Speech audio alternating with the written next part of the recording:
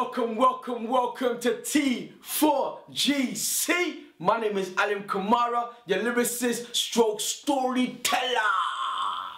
Alright, you notice that we've brought it indoors because it is cold outside, man. Cheese and bread, so we just had to bring it to the studio. Okay, so before I get into today's story, I need to ask you a favor. If these stories are inspiring you or putting a smile on your face, please share them with someone. Share them with the world. How do you do that?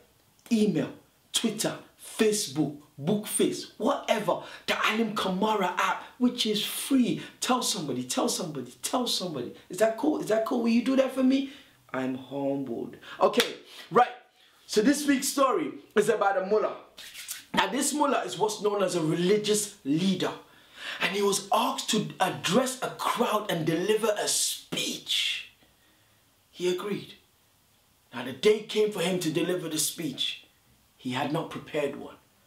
And he got on the podium, stood, looked to the crowd. And then he said, "Do you all know what I'm going to be speaking about?" The crowd said, "No."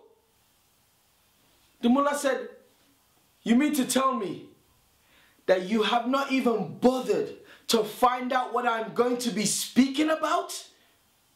I'm offended. And with that, he left. To the left, to the left. The people felt ashamed. And so they went to see the mullah and they begged him to come back and deliver this wonderful speech that they were expecting. He agreed. He came back the next day, stood on the podium. He had not prepared what he was going to say. And he asked them the same question. And this time, the crowd replied, "Yes!"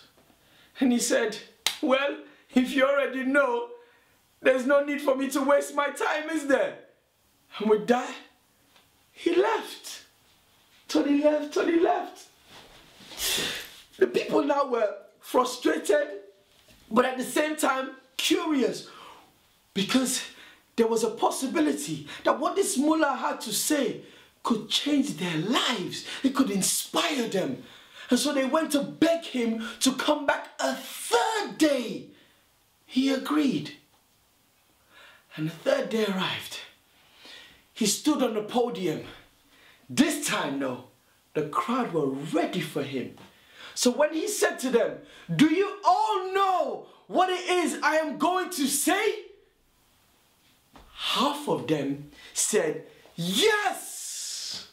And the other half said, "No!" The mullah stood, put his head down. Then he raised his head and said to the crowd, "Well, those of you who know, tell those who don't know."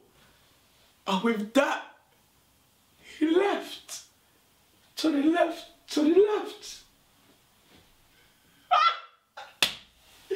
T4GC is too deep, man.